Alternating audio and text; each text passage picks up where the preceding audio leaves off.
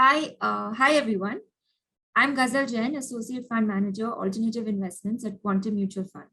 And today we're going to be talking about how you should rebalance and maintain your asset allocation. Now, investing isn't as simple as building a portfolio and then just setting it on autopilot until you've reached, your goals or, reached retirement. You should be checking in on your investments from time to time for any changes, tweaks that may be required. This is called portfolio rebalancing. Now, जब हम investing शुरू करते हैं, हम सबसे पहले अपने goals को आउटलाइन करते हैं, राइट? गोल्स को डिफाइन करते हैं और फिर एक एसेट एलोकेशन स्ट्रैटेजी चूज करते हैं. अब जब अपने इन्वेस्टमेंट्स, अपने पोर्टफोलियो के इन्वेस्टमेंट्स की वैल्यू ऊपर या नीचे जाती है, अपना जो पोर्टफोलियो है वो भी अपने ओरिजिनल एसेट एलोकेशन से ड्रिफ्ट हो जाता है. फॉर एग्जाम्पल, अगर आपके पोर्टफोलियो में your planned asset allocation was 80% stocks and 20% bonds, and for instance जब अगर मार्केट्स, इक्विटी मार्केट्स अच्छा किए हैं तो आपके स्टॉक्स का एलोकेशन 85% पे पहुंच गया और आपके बॉन्ड्स का एलोकेशन 15% पे, right? So this has moved from your original asset allocation. Rebalancing में you will buy and sell investments to bring the portfolio back to its original asset allocation. So continuing the example that we just spoke about, you would sell 5% of your stocks, right? And use that money to buy more bonds. And then you will bring back your asset allocation to the original asset allocation of 80% equity and 20% bonds. Now, the question is, why do we need to rebalance our portfolio? दो reasons है portfolio regularly rebalance करने के लिए. सबसे पहले कि हम जिस रिस्क से कंफर्टेबल है वो रिस्क हमें मेंटेन करना होता है. विदाउट रीबैलेंसिंग जब पोर्टफोलियो आपके ओरिजिनल एलोकेशन से ड्रिफ्ट कर जाता है तो हो सकता है आपके पोर्टफोलियो का रिस्क बढ़ जाए, विच may or may not be suitable to your time horizon, your investment objectives and your risk appetite.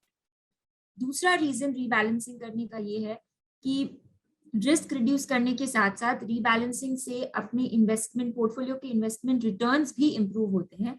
वो इसलिए क्योंकि हम जो एसेट अच्छा कर रहा है उसे बेच के हम वो एसेट को खरीदते हैं जो अच्छा नहीं कर रहा है, which means we are selling high and buying low, which is very very important and in investing, and it translates into higher returns.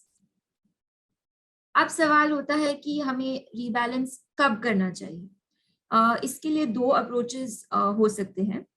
सबसे सिंपल अप्रोच ये है कि आप टाइम बेस्ड रीबैलेंसिंग करें, विच मीन्स आप once a quarter, once every 6 months या साल में एक बार अपने पोर्टफोलियो को चेक करें और रीबैलेंसिंग करें. ये बहुत सिंपल अप्रोच है एंड इसका ये फायदा है कि कोई भी साइकोलॉजिकल या इमोशनल फैक्टर्स इसमें नहीं आते. अगर मार्केट बहुत फ्लक्चुएट कर रहा है या बहुत वॉलेटाइल है, हो सकता है हम इमोशनल हो जाए, बट अगर ये टाइम बेस्ड रीबैलेंसिंग आप अपनी फिक्स रखें तो आप बहुत डिसिप्लिन वे में अपना रीबैलेंसिंग कर पाएंगे. एक और अप्रोच है रीबैलेंसिंग करने का, वो है एक टॉलरेंस थ्रेशोल्ड बनाने का. For example, you might rebalance an asset class when its allocation deviates from its planned allocation by say 20% or more. So अपना जो एग्जाम्पल था जिसमें अपना allocation to bonds was 20%, अगर वो एलोकेशन टू बॉन्ड्स 16% से कम या 24% से ज्यादा, विच इज 4% नीचे या ऊपर होता है, right, that is a 20% deviation from your original allocation, तब आप उस हिसाब से अपने बॉन्ड ज्यादा खरीदेंगे या सेल करेंगे to bring back your bond allocation to 20%. तो ये एक थ्रेशोल्ड है जो आप अपने आप डिसाइड कर सकते हैं, उस बेसिस पे रेगुलरली रिबैलेंस कर सकते हैं. ये tolerance threshold method of rebalancing के भी बहुत बेनिफिट्स हैं. First of all, emotions will be removed from the decision making like we discussed, and secondly your rebalancing will be based on the actual performance of the asset class and not based on time. Lastly, how do you rebalance an investment portfolio? The steps are very straightforward. First of all, आप identify करिए वो asset classes जो आपके planned asset allocation से deviate करे हैं, and if you are using the tolerance method, you need to determine if the asset class is deviated enough to cross that threshold, right? Second, sell investments in the asset classes that have exceeded the planned asset allocation and bring them down, and then use those proceeds or that money to buy asset classes that have fallen below the intended or original allocation.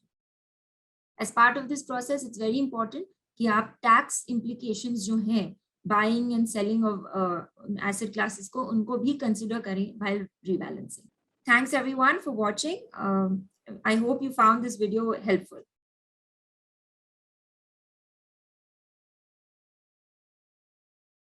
Mutual fund investments are subject to market risks. Read all scheme-related documents carefully. Mutual fund निवेश बाजार जोखिम के अधीन है। कृपया योजना से संबंधित सभी दस्तावेज सावधानी पूर्वक पढ़ें।